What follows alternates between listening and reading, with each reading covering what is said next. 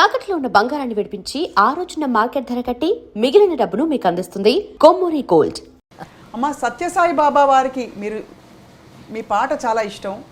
చాలా ఆయన గురించి చాలా పాడాను. 40 ఏళ్ళు ఆయన డివోటీడ్, 40 years. ఏమైనా మీరు ఆధ్యాత్మికంగా చూసారమ్మా? అంటే ఆయన మహిమని పొందారా మీరు?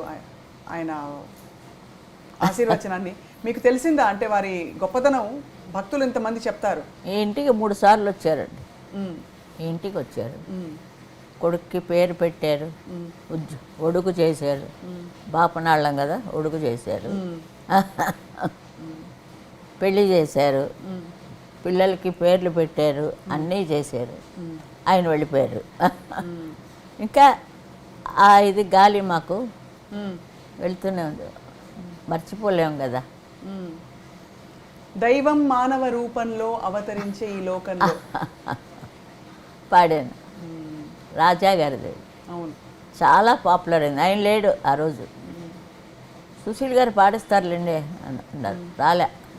ఆ కండక్టర్ పాడించాడు.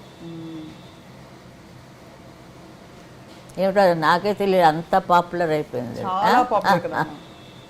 లాలీ లాలీ పాట కూడాను చాలా, రాజా గారిది లాలీ లాలీ పాట, పటపత్ర సాయి. లాలీ లాలీ లాలీ ఇవలా ఉన్నాయి కొన్ని పాటలు. అమ్మ రాజా గారికి మీరు ఎక్కువ పాడకపోవడానికి కారణం ఏంటి? అంటే అందరికీ పాడారు, అన్ని బాణీలు పాడతారు కదా, మీరు రాజా గారికి కంపారిటివ్లీ తక్కువ పాడారు కొంచెం. అవును. కారణం ఏంటమ్మా? ఎంత కారణం ఏమిటంటే కారణం ఏమీ లేదు. ఏం చెప్తాం, ఆయనకు ఒక మంచి వాయిస్ కావాల్సి వచ్చింది. సడన్గా జానక్ గారు చేశారు. ఆవిడ ఎంత పైకి వెళ్ళారు కదండి. ఒకళ్ళు పైకి వస్తున్నాడు, సంతోషించారు, ఏడవకూడదు. వీళ్ళు వెళ్ళిపోతారు ఏడిస్తే.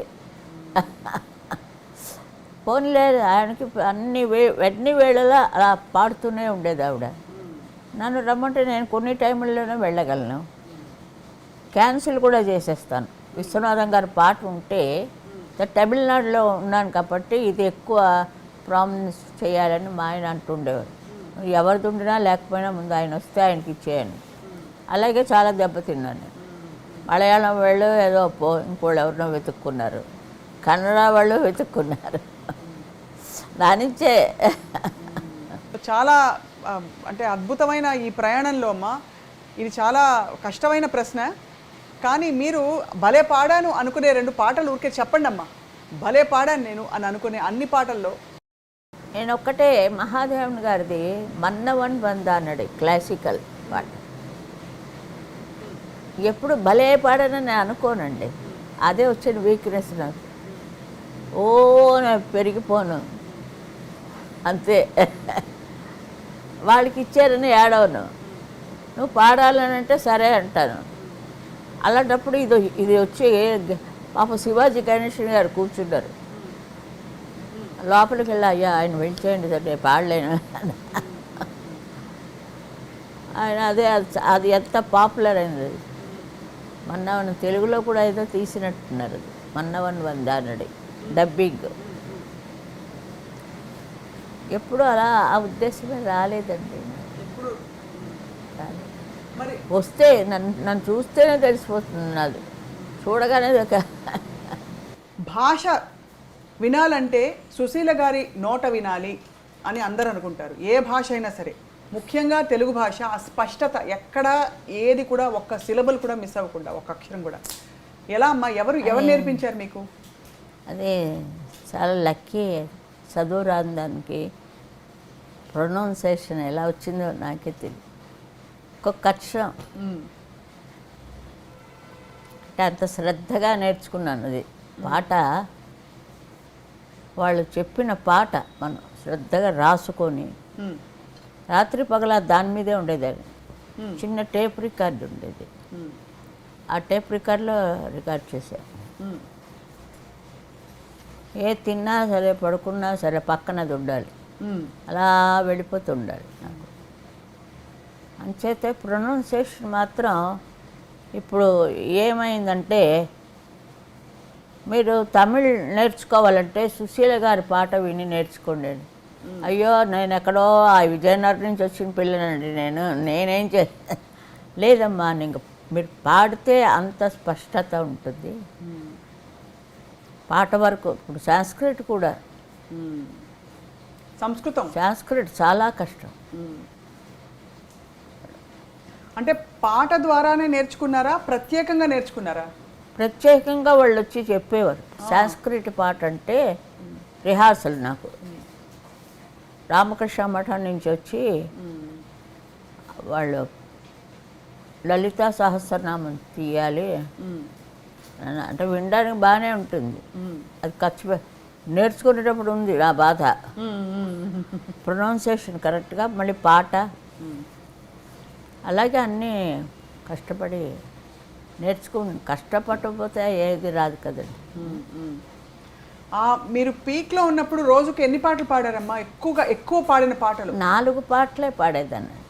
తర్వాత ట్రాక్ మిక్సింగ్, 9 తర్వాత ట్రాక్. అలా పాడి ఆర్కెస్ట్రాతో పాడాలి కదా.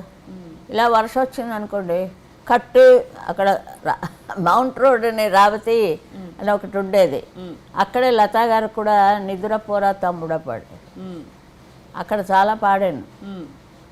కాకరిసిన కట్టు అక్కడ అయితే పైన రేకులు, అక్కడ చాలా పాటలు పాడాను. ఇప్పుడైతే ఏసీలు రికార్డింగ్, ఇప్పుడు ఏసీలు కూడా ఆపేస్తారు కదా, చెమటలు. అలాగే అదొక స్నానం, ఇదొక స్నానం.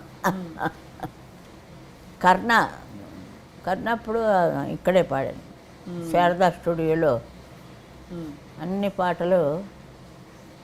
కన్నుకు కులమేదు ఏదే తరే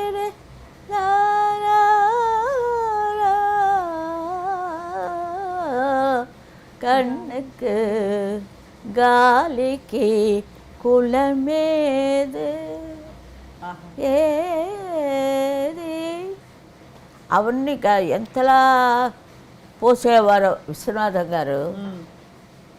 రిహార్సల్ ఎంతసేపు ఆయనే పాడతారు, అంతలా వాయిస్తారు, హార్మోనియం వాయించారు. రామనాథయ్య గారు కన్నా ఏరుగానే తారే తారే తారే తా అంటాడు, అదంతా సంగతి మనమే అనాలి. నేనే అలా పాడే నా పాట నాకే రోజు వింటుంటాను నేను. అది అప్పుడు నాకైతే 20 ఏళ్ళు ఉంటాయేమో.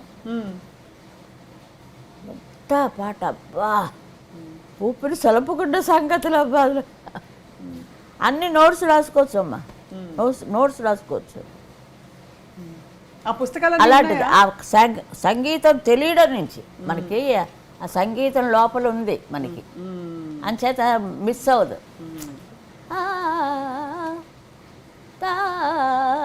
అంటారు దానికి స్వరం కరెక్ట్గా రాసుకోవచ్చు సంగీతం తెలిసిన వాళ్ళైతే. అలా మెంటూని అలా గెలుచుకొని ఆ సంగీతంలో చీల్చుకొని వచ్చాను.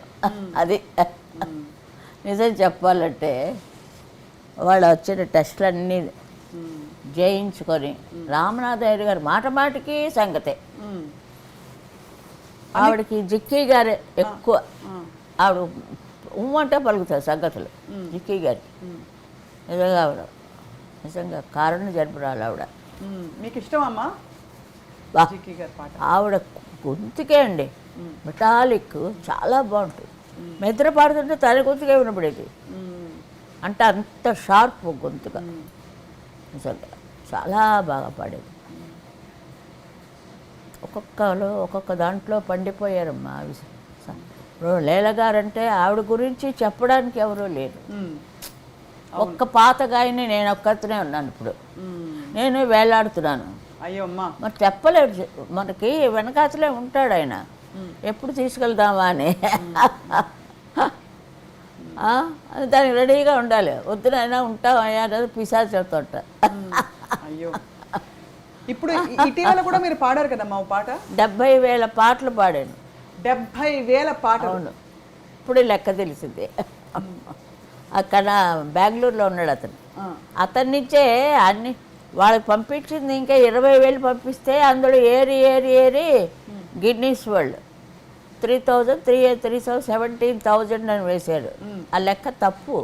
వాళ్ళకి నచ్చినవి ఒక 70,000. అన్నిట్లోనూ ఒక్క సుశీల ఉంటుంది. ఇది అన్ని పాటలు నేనే. అలాంటి మూమెంట్ కూడా వచ్చింది. అవును, అన్ని క్లబ్ పాటలు డాన్స్ నేనే, జ్యోతిలక్ష్మికి నేనే.